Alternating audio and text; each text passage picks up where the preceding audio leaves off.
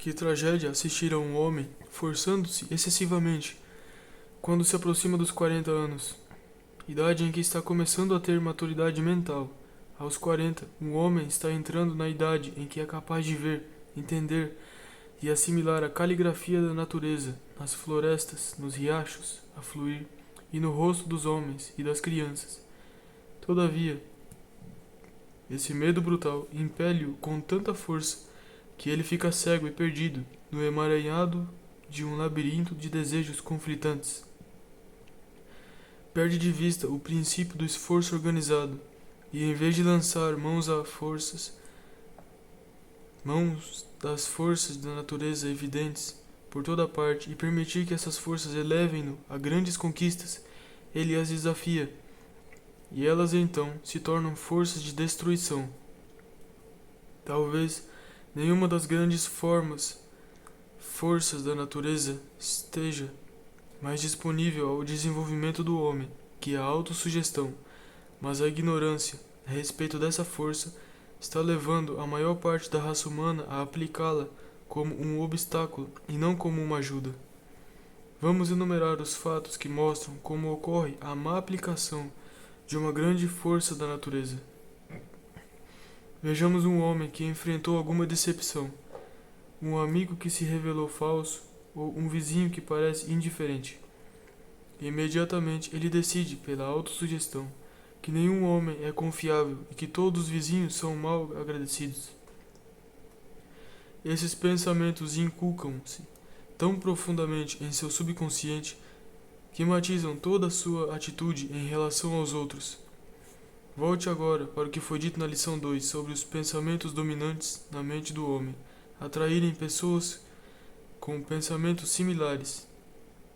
Aplique a lei da atração e você logo verá e entenderá porque o decrescente atrai outros decrescentes, porque o descrente atrai outros descrentes. Inverta o princípio. Vejamos um homem que enxerga apenas o melhor em tudo o que encontra. Se os vizinhos parecem indiferentes, ele não toma conhecimento do fato, pois ocupa-se de encher a mente com pensamentos dominantes de otimismo, entusiasmo e fé nos outros. Se as pessoas falam em tom ríspido, ele responde com suavidade, pela operação da mesma lei eterna da atração. Ele atrai a atenção de pessoas cujas atitudes em relação à vida e pensamentos dominantes combinam com os dele. Vamos delinear o princípio um passo adiante. Vejamos um homem com boa instrução e apto a prestar ao mundo algum serviço necessário. Em algum lugar, alguma vez, ele ouviu dizer que modéstia é uma grande virtude e que projetar-se para a dianteira do palco do jogo da vida é egoísmo. Ele entra de mansinho pela porta dos fundos e senta na parte de trás, enquanto outros participantes do jogo da vida vão à frente ousadamente. Ele permanece nos fundos porque teme o que vão dizer. A opinião pública, ou o que ele acredita ser a opinião pública, empurrou-o para os fundos, e o mundo ouve pouco ele. Sua instrução não serve para nada, porque ele tem medo de deixar o mundo saber que ele a possui.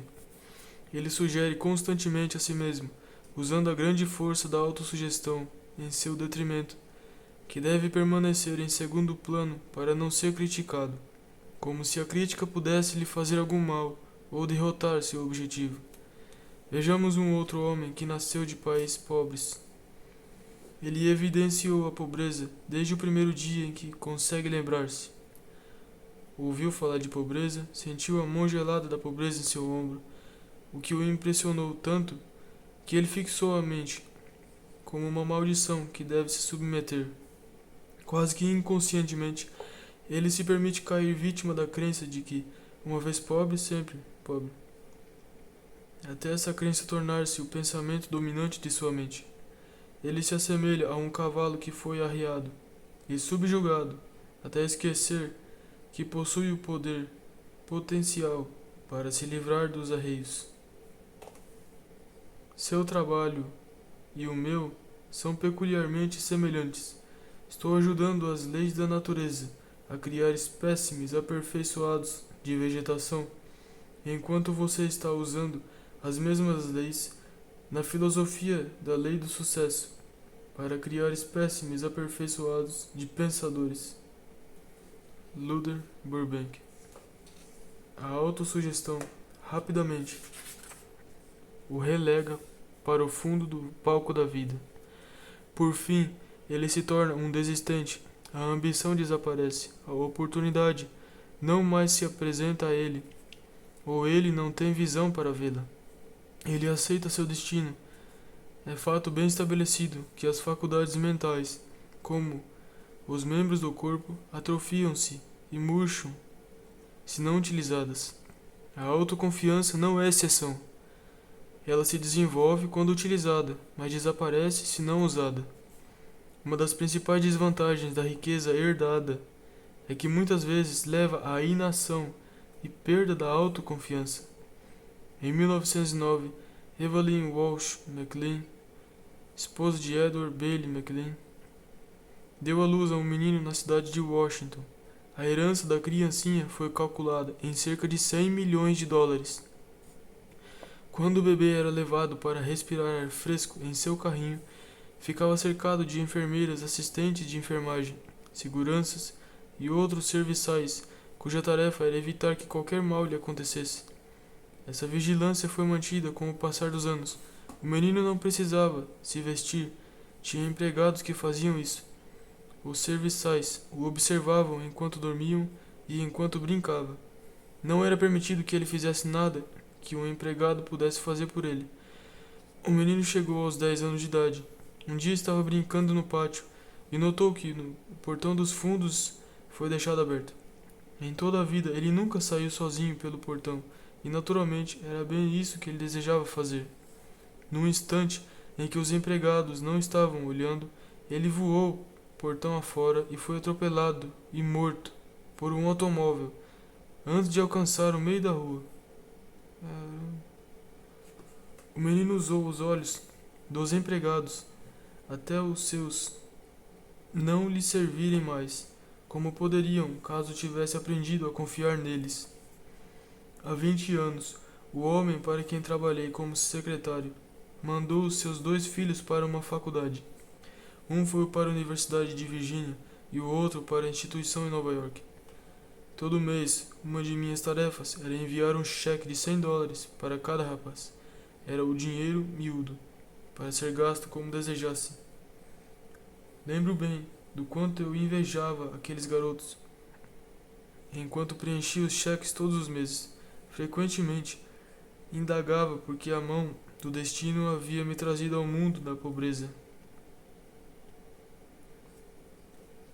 Eu podia antever como os rapazes chegariam às altas posições na vida, enquanto eu permaneceria um humilde escriturário.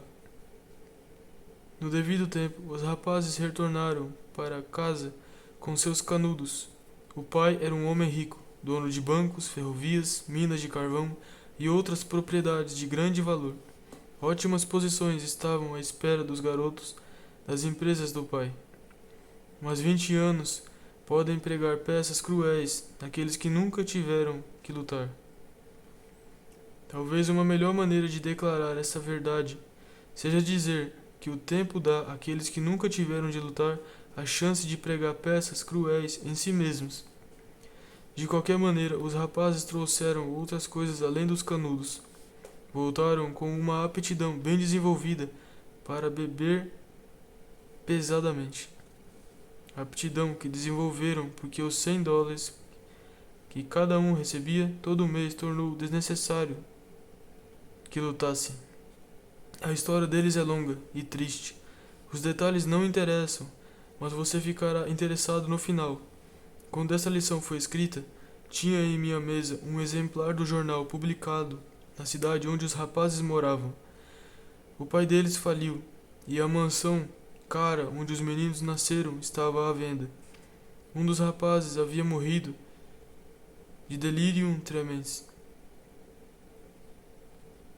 e o outro estava em um sanatório. Nem todos os filhos de homens ricos acabam de forma tão desafortunada. Mas a verdade, no entanto, é que a inação leva à atrofia, e esta, por sua vez, leva à perda de ambição e autoconfiança. E sem essas qualidades essenciais, o homem será carregado pela vida nas asas da incerteza, como uma folha seca pode ser carregada para lá e para cá, ao sabor dos ventos.